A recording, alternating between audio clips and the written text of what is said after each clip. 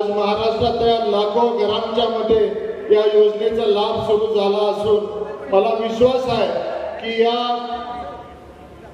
योजनेच्या माध्यमातून अनेक मायमायलूंच्या घरामध्ये अर्थक्रांतीचा प्रकाश झाला आहे आणि म्हणून ही लाडकी बहीण योजना महाराष्ट्रात आणून महाराष्ट्रामध्ये नवीन क्रांती करणाऱ्या लोकनेते आदरणीय अजितदादा पवार साहेब यांचा मी माझ्या चंदगड विधानसभा मतदारसंघातील चंदगड गडिंग्लज आणि आजरा तालुक्यातील माता भगिनींच्या वतीने प्रथमतः अभिनंदन करतो आणि मनापासून त्यांचे मी आभार मानतो।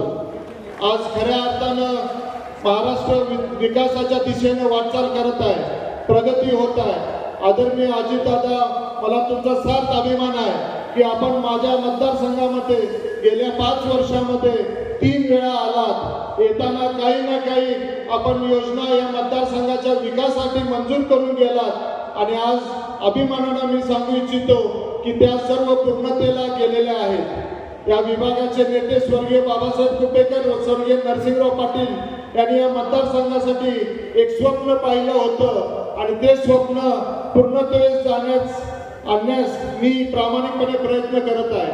माझा चंदगड विधानसभा संघातील मतदार बंधू भगिनींवर प्रचंड विश्वास आहे आणि त्याच विश्वास व पाठबळाच्या जोरावर आज मी चांगल्या पद्धतीने काम करत आहे किंवा काम करू शकलो।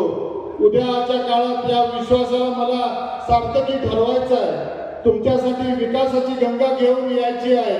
त्यासाठी तुम्ही फक्त सगळ्यांनी मला पुन्हा एकदा आशीर्वाद द्यावा अशा तऱ्हेची विनंती आज या सभेच्या निमित्ताने मी तुम्हा सर्वांना करत आहे। दादा, या ऐतिहासिक भूमीवरती आपली आजची ही सभा होत आहे। सरसेनापती प्रतापराव गुजर यांच्या पदस्पर्शाने पावन झालेली ही भूमी म्हणजे नेसरीचा हा परिसर। याच परिसरामध्ये सामानगड आहे। सामानगडच्या शेवटचे किल्लेदार मुंजाजी कदम यांची समाधी त्या सामानगडच्या पायथ्याशी आहे।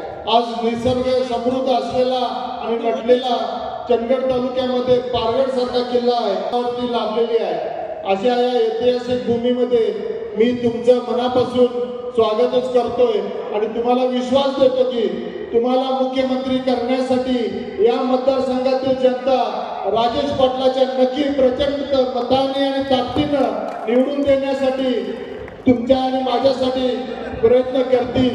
त्याचबरोबर मी तुमच्या पाठीमागे तुमची सावली म्हणून खंबीरपणे शेवटच्या श्वासापर्यंत मी तुमच्या सोबत राहणार आहे याचं अभिवचन आज तुम्हाला या निमित्ताने देतो। दादा, लाडकी बहीण योजना आणली, तशीच लाडक्या भावांसाठी सुद्धा आपण मदत केलेली आहे, त्यामुळं त्याचाही अभिमान मला आहे। शेतकऱ्यांसाठी वेगवेगळ्या योजना दिल्या, वीज बिल माफ असेल, लोड शेडिंग असेल, अशा ऐतिहासिक निर्णय या महाराष्ट्राच्या राज्याचे अर्थमंत्री म्हणून दादा तुम्ही घेतलेला आहात। या राज्याचं अर्थ खातं तुम्ही सांभाळता म्हणून या खात्याला अर्थ आहे। आज माझ्या चंदगड विधानसभा मतदारसंघातील च्या वतीनं मी तुमच्या त्या निमित्तानं आभार मानतो। अशा लोककल्याणकारी योजना भविष्यकाळात आपण अंमलात आणाव्यात व लोककल्याणकारी योजनाच्या वळणावर महाराष्ट्राचं भलं व्हावं अशा तऱ्हेची परमेश्वराकडे प्रार्थना करतो। आज या मतदारसंघामध्ये विकास कामाच्या निमित्तानं आदरणीय दादांच्या सहकार्याने आदरणीय नामदार हसन मुश्रीफ साहेबांच्या पाठबळामुळं मी 1600 कोटीची निधी खेचून आणू शकलो आणि हा विकास त्या मतदारसंघाचा साधला। पण काही मंडळींना या संदर्भात प्रश्नचिन्ह उपस्थित करत अनेक ठिकाणी आगडोक करत आहेत। मला विश्वास आहे की येणाऱ्या 1.5 महिन्यामध्ये ही होणारी महाराष्ट्राची विधानसभेची निवडणूक आहे, त्या निवडणुकीमध्ये या मतदारसंघातील आम जनता याचा नक्कीच उत्तर दिल्याशिवाय राहणार नाही हा विश्वास मी तुमच्या सर्वांच्या साक्षीने व्यक्त करतोय। मी माझ्या मतदारसंघातल्या जनतेला आवर्जून अभिमानाने सांगेन की जे हात आज तुमच्या सर्व लाडक्या बहिणींच्या पाठीशी आहेत, जे हात तुमच्या सर्वसामान्य शेतकऱ्यांच्या पाठीशी आहेत, जे हात तुमच्या सर्वसामान्य सुशिक्षित बेरोजगार तरुणांच्या पाठीशी आहेत, तोच हात या राज्याचे अर्थमंत्री आणि उपमुख्यमंत्री आदरणीय अजितदादांचा हात माझ्या पाठीशी राहिल्यामुळं हा विकास मी साध्य करू शकलो।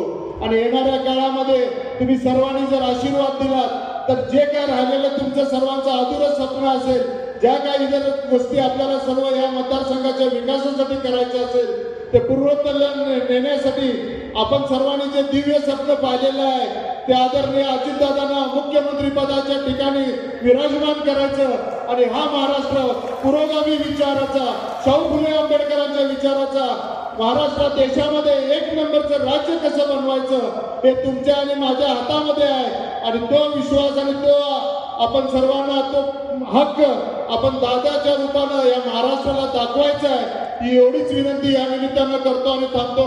आपल्या सर्वांचे सुद्धा मनापासून इथं उपस्थित